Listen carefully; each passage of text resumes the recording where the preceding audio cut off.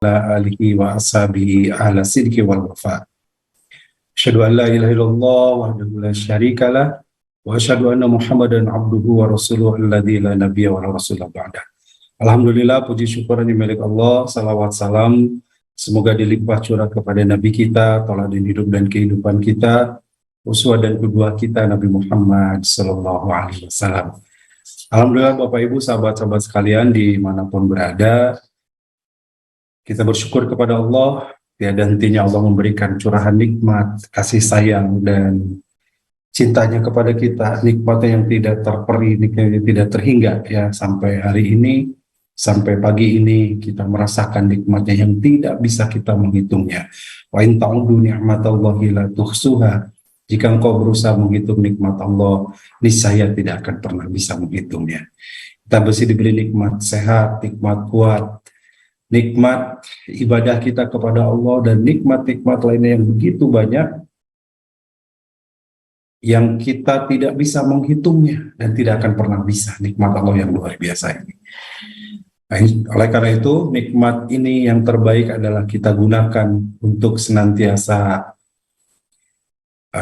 bersyukur kepada Allah Subhanahu wa Ta'ala.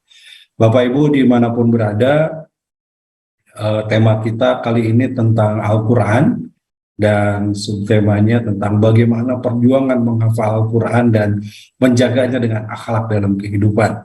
Kita mengundang nanti Ustadz Suherman Al-Hafiz, beliau pembina di Baitul Quran Darut Tauhid, juga membina beberapa lembaga tahfidz ya, ada 7 lembaga tahfidz yang beliau bina.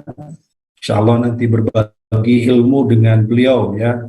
Mohon maaf mungkin agak terlambat saya juga, jadi karena kan sekarang subuhnya agak maju ya, jadi selesai dari masjid baru 5:10 perjalanan, 5 menit kurang lebih.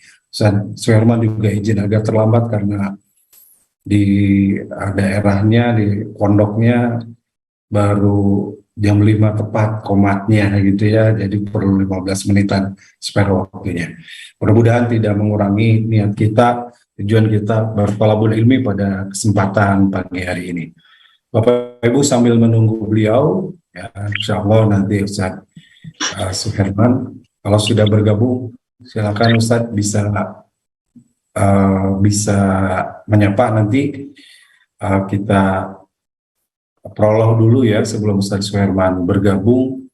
Bapak Ibu sahabat-sahabat sekalian, bahwasanya Rasulullah SAW memberikan kepada kita panduan tentang bagaimana keutamaannya orang-orang yang membaca Al-Quran ataupun orang-orang yang menghafal Al-Quran, atau disebut dengan sahibul Quran ya, orang yang menjadi dekat dengan Al-Quran.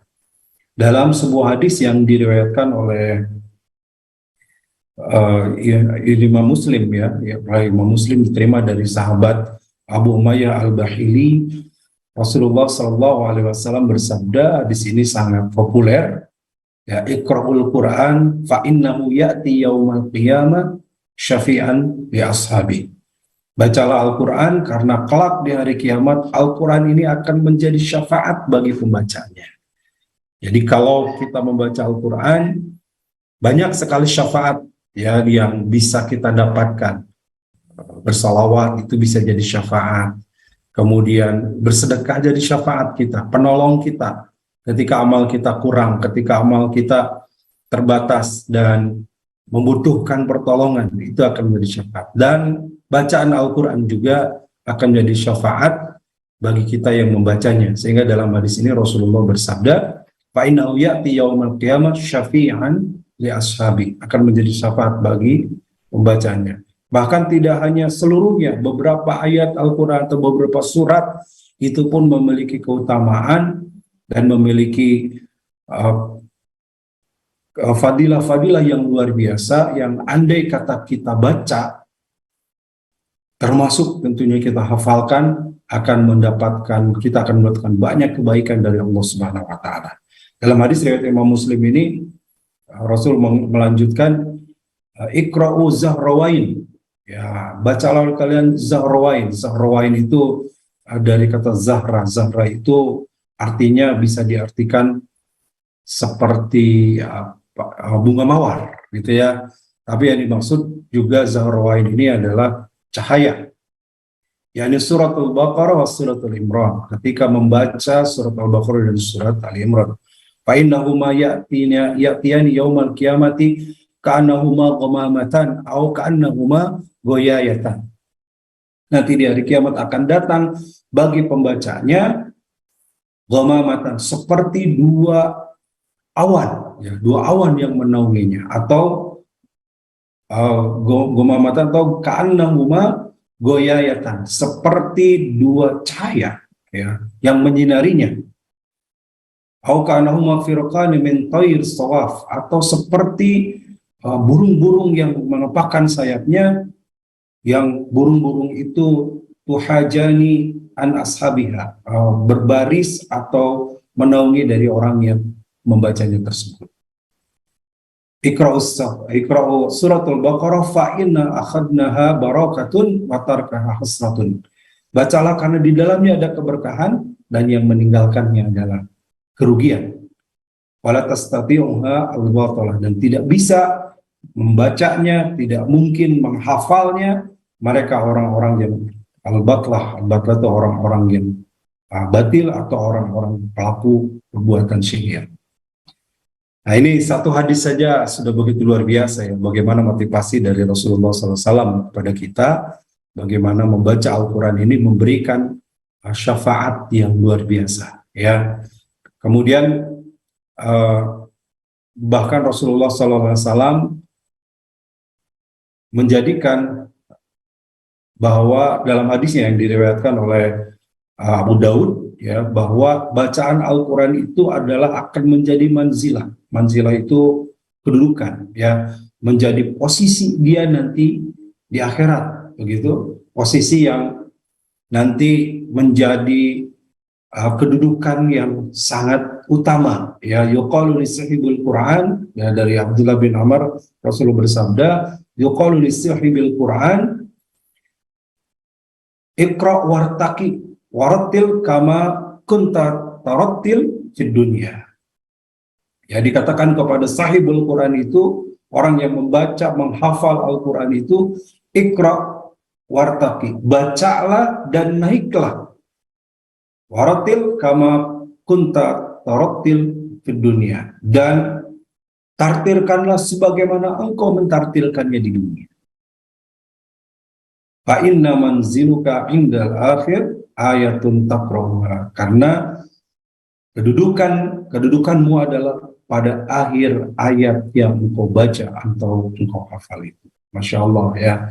Ini semoga jadi motivasi nih dari Rasulullah buat kita ya, yang jarang baca Quran atau juga yang sudah kita baca Quran, untuk berupaya menghafalnya ya, karena kedudukan nanti seseorang di akhirat akan sesuai dengan kedudukan surat atau ayat atau banyaknya bacaan yang dia hafal ketika di dunia. Bisa dibayangkan dia makin banyak hafalannya, makin tinggi kedudukannya, makin tinggi posisinya. Begitu. Alhamdulillah Ustaz Herman sudah bergabung nampaknya. Assalamualaikum Ustaz. Assalamualaikum warahmatullahi wabarakatuh. Damang Ustaz Fadil. Alhamdulillah. Atur nuhun, terima kasih nih Ustaz. Masya Allah, sama-sama. Gak apa-apa. Mohon maaf kemarin terlambat menjawab karena masih belum beres. Ya, kalau tiap Ahad kita berdalapan. Masya Allah, alhamdulillah. Apunten. Nuhun Ustaz. Bapak Ibu, sahabat-sahabat sekalian, alhamdulillah sudah bergabung Ustaz Suherman Al-Hafidz. Sekali lagi beliau adalah pembina di Baitul Quran. Terima kasih Ustaz nih atas selama terlebih dahulu. Sami-sami Ustaz Mulyadi, Fadil, insyaallah. Berapa tahun ya, sudah lama sekali membantu dari mulai mengawali adanya Baitul Quran sampai hari ini. Mudah-mudahan terus bisa kita bersinergi. Amin. Saling bantu sama satu sama lain. Amin. Ustaz yang membantu kami. Insyaallah. Hatur nuhun, saya sudah diberikan ladang amal soleh ya oleh keluarga besar DT, keluarga besar Beki. Moga-moga ilmu yang nggak seberapa bermanfaat dunia akhirat untuk saya pribadi dan untuk semuanya, Ustaz. Amin ya rabbal alamin. Alhamdulillah. Baik Ustadz, kita langsung saja nih karena memang agak terlambat saya juga tadi. Ya, ini kita terkait dengan hafalan Al-Quran ya tentunya. Mohon, mohon. Tadi saya baru mengantarkan dengan satu dua hadis begitu yang sudah sangat populer tentunya di kalangan para pembaca Al-Quran, para penghafal Al-Quran. Boleh mungkin Ustadz awal ini diprolog dengan seperti apa sih kemuliaan para penghafal Al-Quran itu? Silakan Ustadz. Baik, alhamdulillah. Bismillah, alhamdulillah, alhamdulillahilladzi 'alamal Qur'an, khalaqal insan 'alamahul bayan. Asyhadu an la ilaha illallah wahdahu la syarikalah wa asyhadu anna sayyidana wa nabiyyana al-karim al-mustafa sayyidina Muhammad sallallahu alaihi wasallam wa ala alihi wa ashabihi ajmain. Baik, yang saya muliakan Ustaz Mulyadi Al-Fadil, saudara saya, guru saya juga, kakak saya juga, kemudian Bapak Ibu semua yang dirahmati Allah Ta'ala, para santri semua yang diberkahi Allah Ta'ala. Ya mohon maaf nih kalau agak tanggap, ini memang kameranya di bawah nih HP-nya, laptopnya ya, jadi rada benten gitu gitu, mohon. Insyaallah. Ala kulli hal, mohon maaf karena memang adzan subuh itu kan sekitar jam 6.40 ya, 6.40. Jadi biasanya iqomat rata-rata memang gitu Ustaz ya. Di masjid itu jam 5 kurang 5, di sini malah jam 5 lebih 1 itu baru iqomah, jadi lumayan agak lama menunggunya insyaallah. Tentang fadail ya, fadail ta'amul ma'al Quran, tentang keutamaan bergaul dengan Al-Quran, itu rasanya sudah banyak dikupas. Ya, bisa jadi tadi beberapa hadis sudah dibawakan oleh Ustaz Mulyadi Al-Fadil ya. Justru saya ingin melihat dari sosok yang lain, dari aspek yang lain. Aspek di mana harus menjadi tadabur untuk kita semua, sebetulnya bukan hanya para penghafal Quran. Aspek yang Allah sebutkan dalam surat Al-Qalam, surat 68, ayat keempat. Ayat keempat. Biasanya ayat keempat ini hanya dibaca terpisah oleh para mubalik. Wa innaka la'ala khuluqin 'adzim. Padahal kalau kita melihat, ini adalah satu makro dari ayat pertama, satu rangkaian cerita dari ayat pertama, di mana Allah mengawali dengan lafaz, salah satu ayatul muqatta'ah, hanya Allah yang tahu, yaitu lafaz nun. Lafaz nun, wal qalami wa ma yasturun. Ketika Allah mengungkapkan ayat ini dengan lafaz nun, dirangkai dengan wal qalami wa ma yasturun, ya, Allah bersumpah dengan pena. Saya ingin mengambil satu bagian saja, itu tentang wal qalami wa mayasturunnya. Al-Quran punya beberapa nama, ada Al-Furqan, ada Asy-Syifa, ada Al-Wafi, ada Al-Kafi, kemudian ada juga Al-Huda, dan salah satunya Al-Kitab. Itu menunjukkan salah satu, ya, dalam pandangan para ulama ulumul Quran, hal itu menunjukkan fungsi Al-Quran itu sendiri. Alkitab berarti yang ditulis. Yang ditulis. Nah, di antara salah satu proses menghafal Quran, secara umum kan para ulama yang mengajarkan kita, turunan dari Nabi, menghafal Quran itu nggak akan lebih dari 4 cara, 4 metode. Yang pertama adalah metode tikrarul mahfud. Metode di mana sebelum dihafalkan itu harus dibaca secara berulang-ulang, tikrar. Ya, para kiai saya menyebutkan hifdzul Quran buat tikrar. Menghafal Quran itu adalah mengulang. Ya, jadi ketika seseorang ingin mulai masuk ke dalam dunia menghafal Quran, maka pastikan dia sudah akrab misalnya dengan Quran. Meskipun bacaannya bagus, sudah standar, mungkin juga berlagu, tapi kalau dia tidak akrab dengan Quran, itu akan ketahuan. Zauknya itu akan ketahuan sama guru, rasanya itu. Contoh kemarin saya mengetes salah satu santri yang akan masuk, itu bacanya bagus, Ustaz Mulyadi, bacanya bagus, lagunya juga bagus. Tapi ketika saya cek, tolong baca ayat ini dari surat ini, ya, ayat sekian, suruh baca. Itu kan dilihat karena video call, bahasa tubuh, cara dia buka mushaf, cara dia lihat mushaf, itu ketahuan. Orang ini walaupun bacaan Qur'annya bagus, itu gak akrab dengan Quran. Gak akrab dengan Quran. Lama sekali prosesnya itu. Nah, jadi sebetulnya bukan kita bukan bicara tentang sebagus apa bacaan kita, tapi yang pertama adalah seringnya dulu kita baca Al-Quran. Makanya perintahnya itu dari Nabi, Iqra'ul Quran. Ya, bacalah Quran. Fa innahu ya'ti yaumal qiyamati syafi'an li ashabi. Baru dia jadi pemberi syafaat. Bukan utslu Al-Quran. Sama-sama perintah baca. Tapi perintahnya Iqra. Kalau Nabi mengatakan utlu'ul Quran, fa innahu ya'ti yaumal qiyamati syafi'an li ashabi. Berarti orang untuk dapat syafaat Quran, dia harus ngerti, dia tajwidnya harus bagus, kemudian dia juga harus penuh dengan nilai-nilai tadabbur, tapi kan nggak semua orang begitu. Ya, jangan semua orang penghafal Quran aja juga sulit mencapai derajat itu kalau tidak benar-benar karena pertolongan Allah Ta'ala. Nah, artinya di sini, ya, metode pertama kalau ingin menghafal Quran, bahkan jauh sebelum ingin menghafal Quran, Bapak dan Ibu, biasakan aja dulu perbanyak baca Al-Quran. Ya, kalau standar idealnya gitu ya, sebelum menghafal Quran itu sudah terbiasa 3 juz per hari. Aduh Ustaz, buat 3 juz per hari, ya sudah atuh ya. Buat ibu-ibu yang saking sibuknya, saking sibuknya udah 1 juz 1 hari. 1 juz satu hari. Iya. Kita berbaik sangka dengan program teman-teman, adanya program One Day One Juz gitu ya. Hal yang positif. Tapi kemudian di perjalanan jadi salah, ada yang salah niat. Jadi bukan programnya salah, ada yang salah nih niat.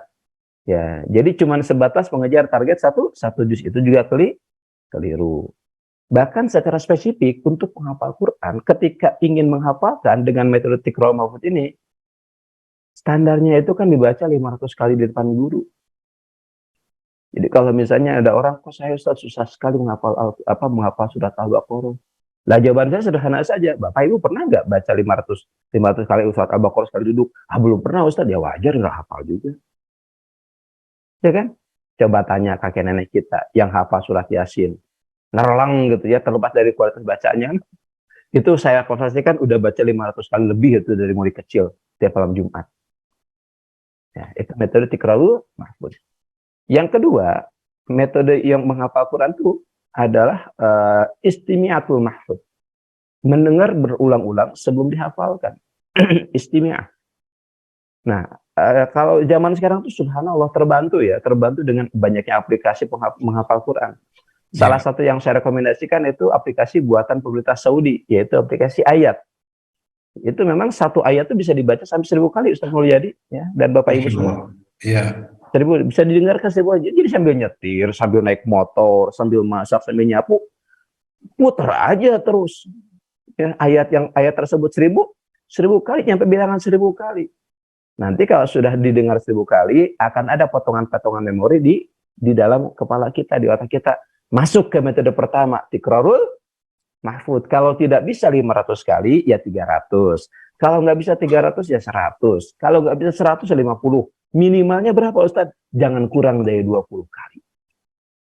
Tuh, kenapa Ustaz jangan kurang dari 20 kali? Itu bid'ah. Bukan bid'ah. Sebagai sebuah bagian dari ikhtiari saya, ya, ketika menyusun standar cara menghafal Quran, 20 kali itu mengacu kepada standar jumlah halaman dalam satu pojok.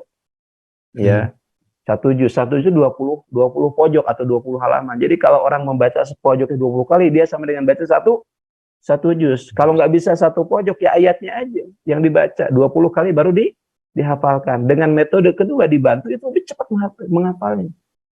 Ya. Metode ketiga adalah lain dia kaitannya dengan ayat kita bahas Kitabatul Mahfudz. Ya, jadi dituliskan dulu ayatnya dalam kertas, dalam buku. Standar tulisannya sama dengan standar di mushaf. Berhentinya di mana, tanda wakofnya seperti apa, pindah ke baris keduanya seperti apa, ikuti.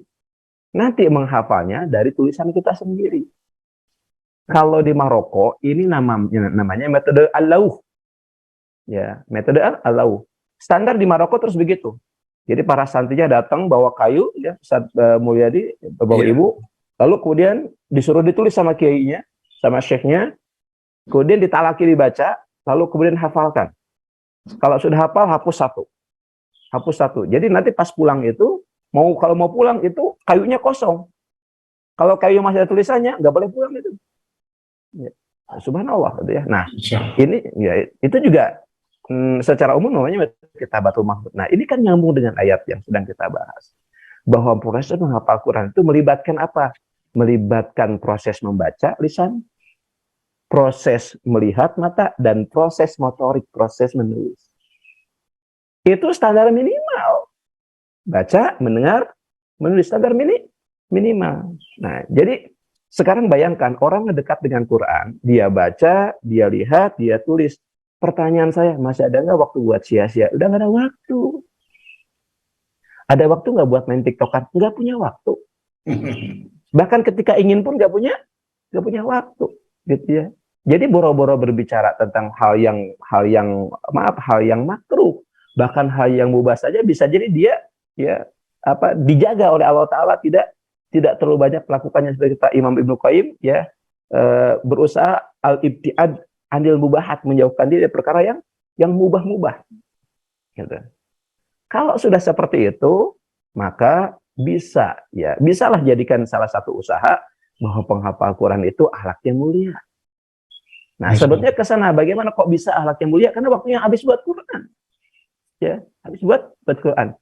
Ya, kalau kata Syekh Sulaiman itu adalah jimalul khair. Berinteraksi dengan Quran itu adalah sebuah sumber atau poros kebaikan. Karena dia poros, maka kemana-mana baik aja terus. Ya, baik terus. Makanya ketika wisuda tahfidz kemarin saya katakan, kenikmatan terbesar itu adalah kenikmatan ketika kita belajar Al-Quran sebagai sumber kebaikan.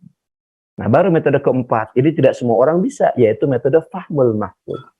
Memahami ayat yang dibaca sebelum dihafalkannya. Ini tentu secara umum butuh ilmu nahu, butuh sorob. Tapi dalam hal yang sederhana, metode keempat ini cocok buat teman-teman, Bapak Ibu, yang memang tipikal pembelajar eksakta. Jadi murid-murid saya yang dari ITB itu rata-rata dibantu dengan metode keempat.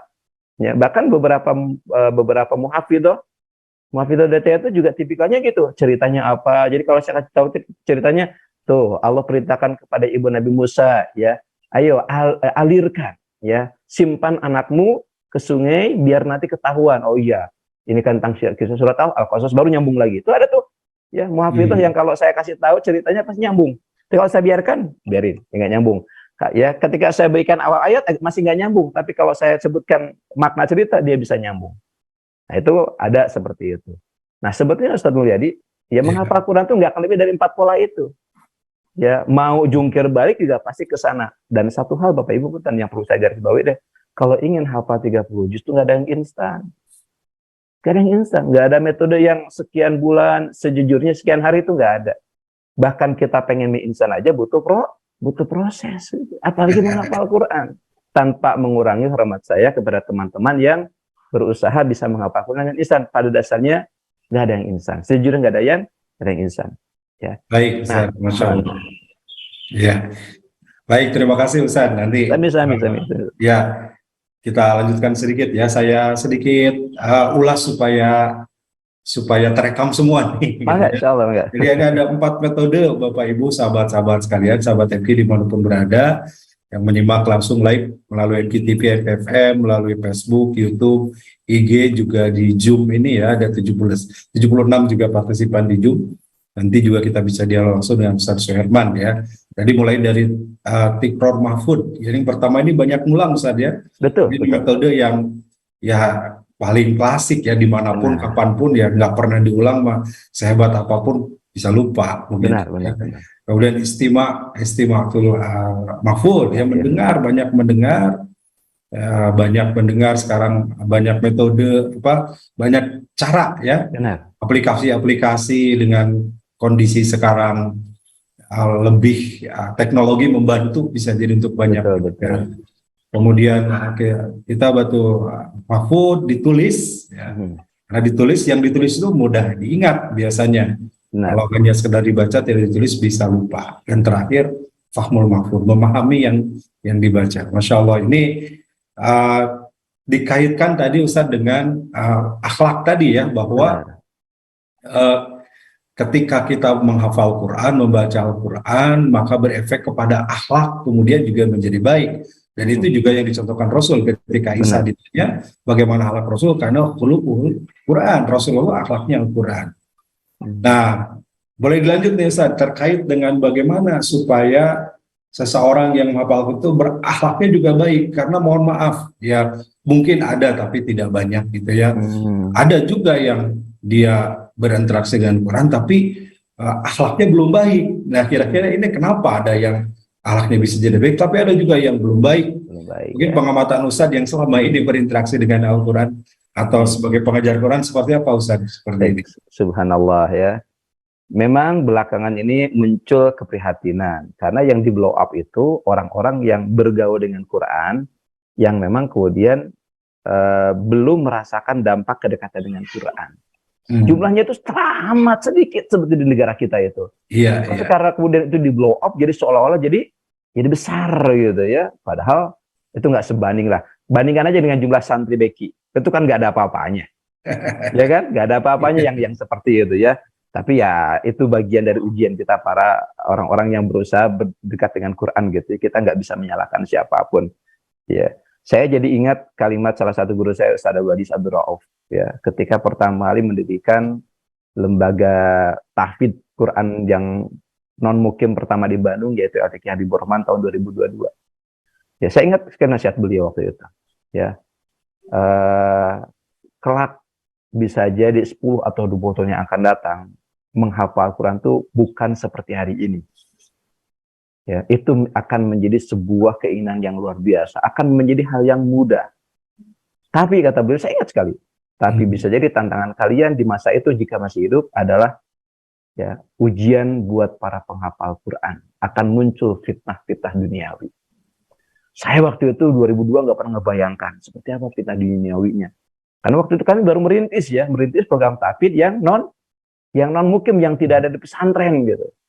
Tapi seiring waktu di era 2000-an ini baru saya paham ya basyirah beliau bahwa memang euforia umat untuk menghafal Quran itu besar, tapi di saat yang sama ujiannya muncul. Ada penghafal Quran yang memang nggak ada bedanya dengan artis, ada penghafal Quran yang nggak ada bedanya dengan pebisnis dan sebagainya. Saya tidak menyalahkan profesinya, artis, pebisnis, apapun insya Allah baik. Tapi pertanyaannya adalah, ya ini masalahnya Ustaz Mujahid Fadil. Iya. Masalahnya adalah apa niat awal menghafal Quran. Makanya Nabi kan mewanti-wanti urusan niat, innamal a'malu binniyat. Makanya ujungnya walikul imri'in manawa, dia akan mendapatkan apa yang diniatkan. Kalau orang menghafal Quran karena ingin jadi imam, Allah izinkan dia jadi imam dengan hafalnya, tapi dia nggak akan mendapatkan apapun di luar keinginannya itu. Boro-boro di akhirat, di dunia ini nggak akan dapat. Orang ingin menghafal Quran cuma sebatas yang dapat beasiswa, ya dikasih oleh Allah beasiswa. Tapi tidak akan mendapatkan apapun. Cuma sebatas itu. Orang ingin menghafal Quran karena ingin dapat jodoh penghafal Quran lagi, bisa jadi dikasih. Tapi cuma sebatas itu. Likul imri'in manawa. Nggak dapat lebih dari itu.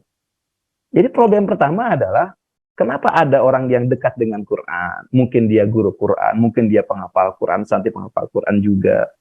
Tapi kenapa kok perilakunya belum sesuai? Saya yakin niatnya dari awal salah. Niatnya dari awal salah. Ya, makanya kan kalau kata Imam Ghazali, niat itu kan ibarat ruh yang bisa membuat tubuh itu hidup seperti apa. Ya, kalau kata Imam Hasan al-Banna, seorang ulama dakwah, dia menyebutkan niat itu adalah setengah dari hasil. Ya, setengah dari hasil. Bahkan beliau menyebutkan dalam kitab tafsir Al-Fatihah, kalau orang melihat hasil pekerjaannya seperti apa, berarti itu sudah menunjukkan niatnya seperti apa. Ya, jadi kalau saya pribadi misalnya, secara zahir itu ya, saya melihat seseorang dia gaul dengan Quran, tapi kok misalnya punten, ya masih pacaran juga, masih belum baik juga akhlaknya. Biasanya memang ada yang keliru dengan niat ketika dia menghafal. Makanya pasti tanya dulu, kamu dulu menghafal apa niatnya? Oh, saya niatnya karena Allah. Baik, kalau karena Allah, yuk perbaiki sekarang. Ya, saya ingin kutip nasihat seorang ulama tabi'in, yaitu Imam Fudail bin Iyad. Ini yang selalu akan saya ulang nasihat kepada semua penghafal Quran. Ya, hamil Quran, royatil Islam. Penghafal Quran itu adalah pembawa bendera Islam. Hamil risalah, pembawa bendera risalah. La yambagi ayyalhu, ya, ma'aman yalhu. Dia tidak pantas berbuat perkara yang lagwi. Lagwi itu kan bukan sia-sia. Lagwi itu kan kalau secara bahasa itu bermakna sesuatu yang tidak seharusnya ada. Pasti sia-sia. Ya, maka kata Imam Fadl bin Iyad, karena itu ya dia tidak boleh bersama-sama dengan orang yang juga memiliki sikap lagwi, sikap sia-sia. Kan penghafal Al-Quran tuh nggak ada waktu buat mikirin tuh. Sekarang ganti HP apa ya yang saya gantikan biar kameranya bagus. Penghafal Al-Quran tuh nggak pernah kepikiran begitu. Punya HP bisa nelpon orang tua, bisa lihat channel YouTube, bisa lihat kajiannya AAG, bisa lihat kajiannya Ustadz Mulyadi Al-Fadil, bisa baca artikel yang bagus, bisa pakai aplikasi menghafal Al-Quran. That's enough, cukup. Nggak akan kepikiran, oh ini kameranya harus bagus, ini kalau di zoomnya nggak pecah. Itu bukan dunia penghafal Al-Quran. Itu bedanya. Ya. Oke, baik. Mungkin kalau boleh disimpulkan 2 poin, Ustaz ya. Satu di niat, dan ini yang paling sangat fondasi, paling sangat mendasar dari semuanya. Yang kedua butuh lingkungan. Lingkungannya yang salah, lingkungannya yang bukan penghafal ya susah juga menjadi penghafal Al-Quran begitu. Dan ini akan mengarahkan kita menjadi orang yang memiliki akhlak yang baik. Mohon maaf Ustaz, kita 15 menit lagi nih kita buka dialog nampaknya. Supaya waktunya juga cukup. Bapak Ibu yang di Zoom nanti silakan bisa raise hand yang akan bergabung. Mungkin saya bacakan dulu. Ini ada dari Ibu Ratna di Makassar dan Ibu Rika. Ya, hampir sama pertanyaannya terkait ini Ustaz menghafal Al-Quran. Bertanya Pak Ustaz, untuk menghafal Al-Quran usia lansia gitu, apa bisa dan metodenya seperti apa? Ini sama juga Ibu Ratna di Makassar, sudah 51 tahun. Gitu ya. Bisakah menghafal Al-Quran gitu? Gimana Ustaz Fadl? Baik, alhamdulillah. Atas izin Allah saya diberikan amanah oleh Ustaz Al-Aziz waktu itu ketika program tahfidz pertama kali dibuat itu membimbing 2 peserta lansia. Ya. Dan kemudian waktu itu usia beliau yang satu itu 55 tahun, yang satu itu usianya 50 tahun. Kemudian seiring waktu saya juga diberikan amanah membimbing lansia ibu-ibu, yaitu usianya 72 tahun. Masya Allah, 72. 72 dalam keadaan penuh semangat, dia sudah pensiun sebagai seorang dokter gitu ya. Pensiun. Baik. Bisakah Ustadz saya menghafalkan di usia senja? Saya katakan walaqad yassarnal Qur'ana lidzikri fahal min mudzakir. Allah sudah memberikan janji, pasti bisa. Pasti bisa. Hanya di sini ya bisanya itu tentu ada beberapa persyaratan yang dipenuhi. Pertama, memang sudah bisa baca Quran dulu. Kalau belum bisa baca Quran, maka tentu yang pertama ada harus bisa baca Quran dulu. Anggaplah misalnya Bapak Ibu sudah bisa baca Quran, insya Allah ya, belajar dengan program-program di DT misalnya, dibimbing sama para asatidz di DEKI misalnya, sudah bisa. Nah tapi kan kemampuan lansia dengan yang muda kan beda ya Ustaz ya.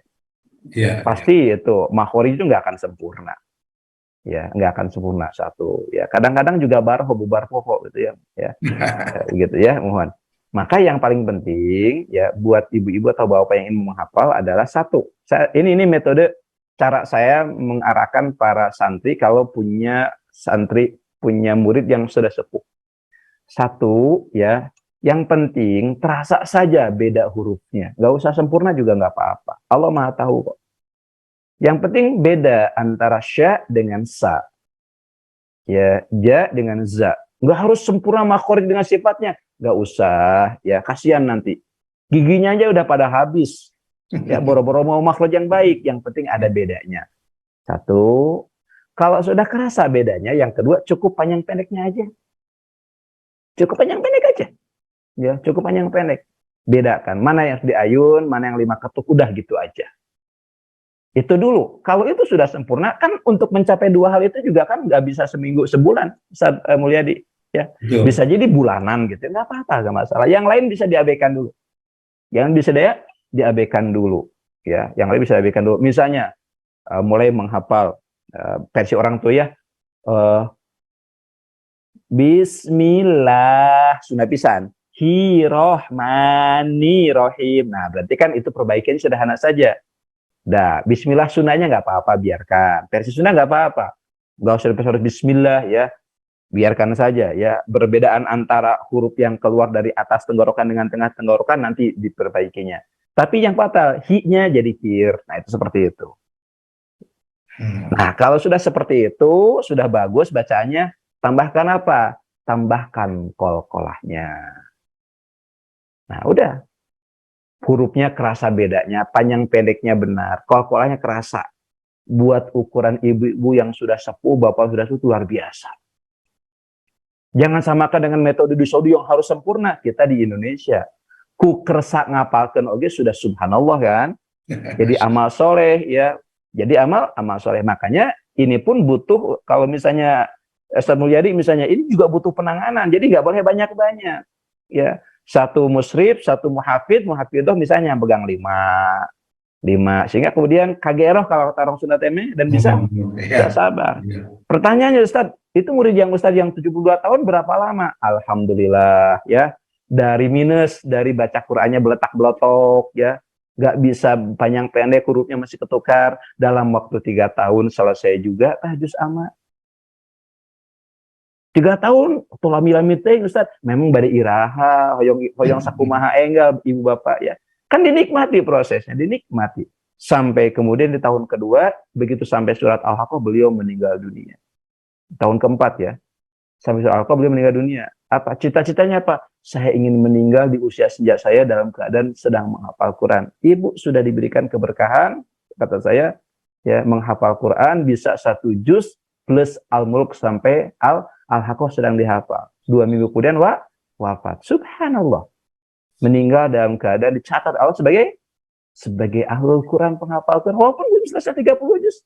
Nah, ini motivasi saya. Metodenya bagaimana Ustaz? Metodenya tadi, kembali yang tadi. Baca berulang-ulang Tiqraul Mahfud, Istimiatul Mahfud, ya sambil duduk di kursi goyang, sambil mendengar berulang saja, setel berulang-ulang. Nah, ya.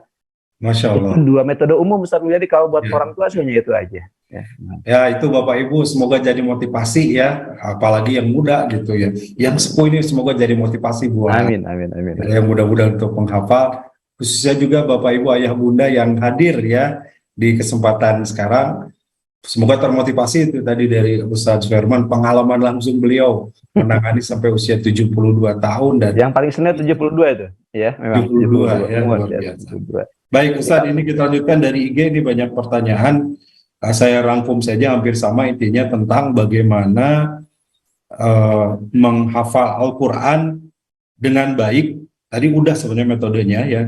Ini tambahan dengan mudah juga, dan cara membagi waktu. Ini mungkin tadi Ustaz terkait dengan yang tidak mukim ya. Kalau yang mukim sekuensi waktunya, kesempatan waktu, ketemu musyrifnya panjang. Tapi Ustaz juga tadi pengalaman membuat program yang non mukim, dan ini ya. Dari sahabat-sahabat di IG ini ada dari Semarang, dari Solo, kemudian juga ini tidak menyebutkan dari mana, tapi banyak nih yang hampir sama pertanyaannya di IG tentang bagaimana menghafal Al-Quran dan membagi waktu antara ziyadah dan murojaah, membagi waktu juga dengan kesibukan yang lain.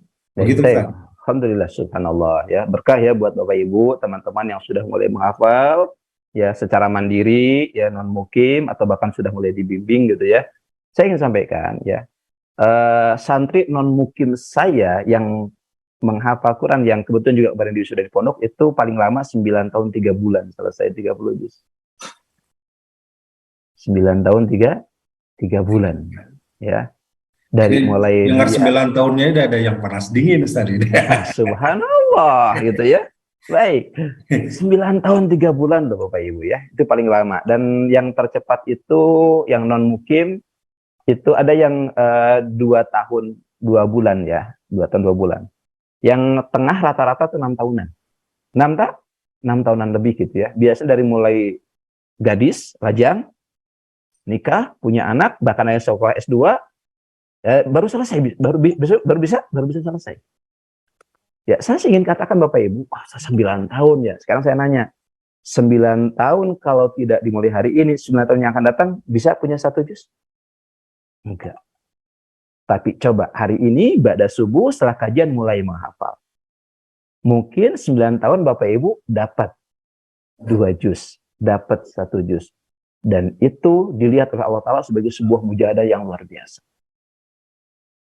Wa qul i'malu fasyarallahu amalukum wa rasulul mu'minun. Allah kan melihat usaha kita, bukan hasilnya. Fasaturadduna ila 'alimil ghaibi wasyahadah. Karena hasil kerja kita diperlihatkan lagi kepada kita di akhirat. Oh, ini 9 tahun kerja saya menghafal An-Naba sampai Anas dengan segala macam kesulitannya. Allahu Akbar. Ayo. Ya. Kan rata-rata kan aduh gimana bisa ya? Faktanya bisa faktanya ya. Faktanya bisa gitu. Sampai sekarang punya anak ya. Itu bisa 9 tahun. Nah, Ustaz, membagi waktunya bagaimana? Pertama, Bapak Ibu jangan membuat target yang menyulitkan. Kalau di pondok ya, di asrama, di BK jelas ada target. Ya, tapi kalau Bapak Ibu yang punya pekerjaan jangan bikin target yang berat, yang sulit. Sehari harus hafal 1 pojok, atau mendingan jadi santri BK gitu mah, ya. Gitu. Bikin target yang penting saya sehari nambah hafalan. Gak usah banyak-banyak, sehari seayat aja. Tuh, enak gak? Enak sehari seayat. Ya. Bagaimana cara menghafalnya? 1, cara menghafalnya. Lakukan di jeda di antara qiyamul lail, sesudah qiyamul lail, dan sebelum sholat subuh. Yang seayat tadi. Saya ambil parameter yang sedikitnya sama jadi ya, biar kebayang gitu sama teman-teman. Gak usah 2 ayat, seayat. Yang seayat itu kalau belum selesai, nanti pada subuh tambah lagi. Tambah lagi. Ya, kalau belum selesai, pada zuhur tambah lagi. Tapi kalau sudah selesai di pada zuhur diulang, di murojaah. Pada asar kalau sudah selesai yang 1 ayat, murojaah lagi seayat. Dijadikan zikir. Ya sesudah sholat versi kita. Andanya tasa'amun. Terus aja diulang-ulang. Cuman kan kadang-kadang kita sering nggak sabar, terus hafal ayat yang ayat kedua. Nah itu penyakitnya. Itu penyakitnya nggak sabar dengan prosesnya. Makanya tadi kata yang cepat, punten, nggak ada yang cepat. Kalau Ustadz jadi nggak apa. Tapi kan ada metode ABC yang bisa menjamin sebulan 2 bulan. Ya mangga aja ikuti program itu. Kalau Ustadz nggak ada yang menjamin, nggak ada yang cepat. Bisa tanya sama para asatid Beki. Bagaimana sulitnya mereka menghafal dan membimbing, nggak ada yang cepat. Jadi nggak ada program yang sifatnya ini. Kecuali sifatnya di karantina, itu lain cerita. Karena juga di karantina. Beki mengadakan program karantina. Iya namanya di karantina kan sehingga monyet di kurungan. Nggak boleh kemana-mana kan. Karantina berarti nggak boleh kemana-mana. Maka wajar kalau mencapai target. Ini kan untuk yang tetap beraktivitas rutin. Ya. Nah pendapatan sehari itu yang 1 ayat. Nah tadi kan di mana murojaahnya Ustaz? Ba'da isya. Murojaah. Ya. Pendapatan sehari itu. Katakan itu hari Senin ya Ustaz ya? Hari Senin. Ya. Nanti berarti pada Isya itu di murojaah itu yang 1 juz. Besok Selasa mulai lagi menambah 1 ayat lagi. Ya, nambah 1 ayat lagi. Lakukan hal yang sama, cuman bedanya di murojaahnya pada Isya ditambah menjadi 2 ayat karena kan pendapatan Senin dan Selasa. Senin saya dapat amma yatasaalun, Selasa dapat anin nabail azim. Nah, ketika pada Isya rangkai An-Naba ayat 1 ayat 2. Nah, dipakainya 2 ayat ini saat tahajud Bapak Ibu. Makanya penghafal Quran tuh 1 paket dengan qiyamul lail, 1 paket dengan tahajud. Makanya kalau kata para ulama rada aneh bin ajaib penghafal Quran tapi itu tahajud. Itu makhluk yang aneh itu. Karena di mana murojaahnya? Murojaahnya di sana. Gitu. Makin lama pendapatan hafalannya berarti pada Isya murojaahnya makin panjang kan? Qiyamul lail juga makin bertambah. Tetapi Masya Allah Bapak Ibu, kalau istiqomah 3 bulan saja, di bulan keempat tuh nggak ada yang namanya capek murojaah. Nggak ada yang namanya capek qiyamul lail makin panjang. Kenapa? Karena proses juga gradual. Seayat, besoknya 2 ayat, tambah 3 ayat, 4 ayat, 5 ayat, Masya Allah. Ya di perjalanan pasti lupa. Iyalah wajar namanya lupa. Kalau lupa ya tinggal ruku. Tinggal ruku. Ganti surat boleh jadi Al-Ikhlas lagi. Boleh, nggak ada masalah. Rokat berikutnya lupa lagi, ya tinggal ruku lagi, begitu aja. Ya. Nah, polanya seperti itu. Nah, jadi sebetulnya nggak berat dan Ustaz Mulyadi dan teman-temannya itu tidak menghilangkan kebiasaan kita baca Quran sehari sejuz. Ya, kalau satu hari satu itu kan 20 pojok dibagi 5 waktu sholat, 20 dibagi 5. Cuma 10, cuman 2 ya, cuma 2 pojok. 2 pojok tuh nggak nyampe 10 menit Bapak Ibu. Manasi motor aja lebih dari 10 menit itu. Sambil manasi motor sambil baca Quran tidak selesai itu. Nah, ya. Jadi selalu ada gitu, insyaallah. Jadi jangan dipikirkan harus langsung sekaligus stok hafal dulu, enggak. Kita pecah dalam waktu sehari, begitu. Baik, jazakallah khair Ustadz Suherman, Masya Allah, ini jadi ilmu dan motivasi buat semua ya. Nggak sulit ya, dan memang Allah yang berfirman tadi ya, Ustadz, walaqad yassarnal Qur'ana lidzikri. Jadi dimudahkan, tinggal Bapak Ibu sahabat-sahabat semua mau atau tidak ya. Nah, begitu Ustadz. Motivasi dan sebagainya. Baik, nampaknya waktu kita sudah habis nih Ustadz. Subhanallah. Ya. Mohon izin sebelum nanti Ustadz tutup dengan statement terakhir.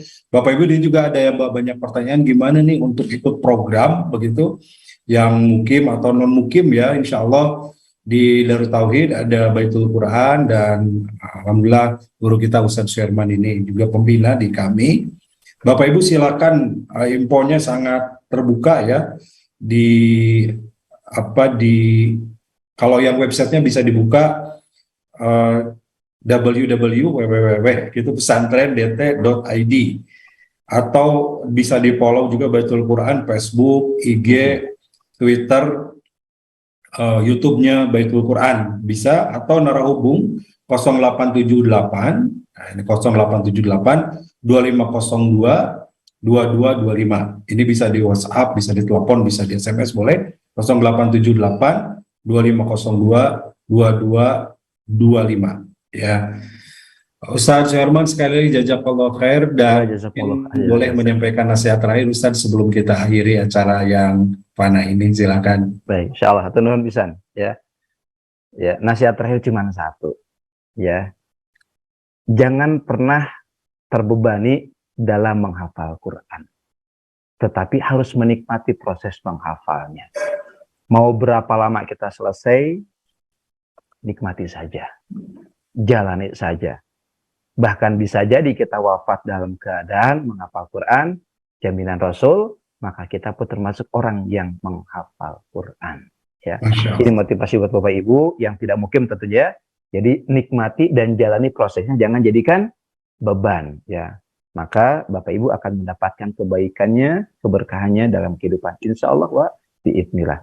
Mohon maaf atas semua kekurangan. Mohon maaf juga Ustaz Mulyadi jika banyak pertanyaan yang tidak bisa terjawab karena tentu terbatas waktunya. Nanti bisa konsultasi dengan para ustadz-ustadzah di Baitul Quran, insya Allah. Begitu Ustadz Mulyadi Al-Fadil dan Bapak Ibu semua. Alhamdulillah, jazakallah khair sekali lagi Ustadz Hafidz. Semoga Allah muliakan dan amin ya rabbal alamin. Sampai akhir hayat, salam buat keluarga semuanya. Amin amin amin. Bapak Ibu, terima kasih yang sudah tergabung ya melalui MKFM, MKTV, ada yang di Zoom, kemudian IG, Facebook, YouTube, dan semua medsos Darut Tauhid dan Agim. Semoga Allah ridho kegiatan kita hari ini. Amin amin. Masalah bagi kita semua. Mari kita tutup dengan hamdalah dan doa akhir majelis. Alhamdulillahirabbil alamin. Subhanakallahumma bihamdika asyhadu an la ilaha illa anta astaghfiruka wa atubu ilaik. Assalamualaikum warahmatullahi wabarakatuh. Waalaikumsalam warahmatullahi wabarakatuh. Hatur nuhun undangannya Ustaz Mulyadi Al-Fadil, Bapak Ibu semua. Ustaz mohon pamitan. Ustaz Mulyadi, salam untuk semua keluarga besar di Beki dan DT. Salam juga buat Agim ya. Salam Bapak Ibu semua untuk keluarga, semoga berkah. Ustaz, turnuhun. Ketua Yayasan Indonesia Mengaji menyampaikan 65% dari jumlah penduduk Indonesia beragama Islam tidak bisa membaca Al-Quran. Assalamualaikum warahmatullahi wabarakatuh. Data lewat Republika, 147,5 juta umat Islam di Indonesia belum bisa membaca Al-Quran atau buta huruf Quran. Departemen Agama mencanangkan minimal 5 juta mushaf diperlukan di Indonesia ini setiap 1 tahun. Dan DT Peduli sebagai tahap awal mencetak 20.000 mushaf untuk diwakafkan kepada masyarakat di pelosok negeri, karena banyak masjid yang sudah rusak Qur'annya atau tidak punya Qur'an, dan ini ladang amal bagi kita semua. Ayo sahabat-sahabatku sekalian, kita menjadi orang yang berada di barisan paling awal dalam berwakaf mushaf Al-Quran untuk negeri bersama DT Peduli. Assalamualaikum warahmatullahi wabarakatuh. Berwakaf Al-Quran ke pelosok negeri plus pelatihan membaca Al-Quran. Wakaf Al-Quran Plus, raih pahala mengalir abadi.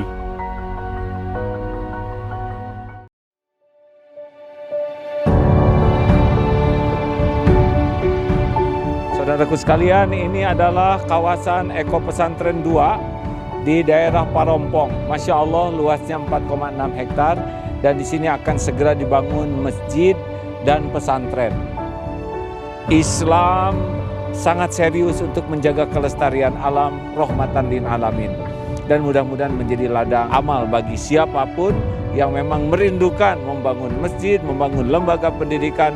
Inilah kesempatan untuk beramal. Saya sangat senang sekali di daerah saya akan dibangun pembangunan masjid sama pesantren.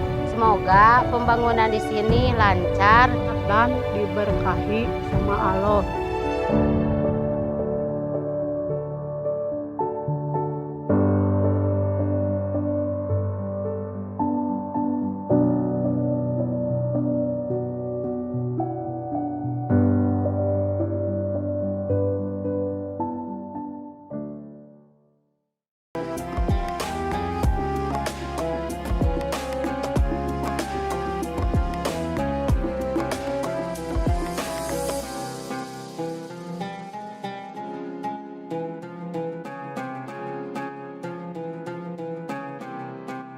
Jangan lupa, saya bilang sekalian, terus berlangganan di Darut Tauhid Official.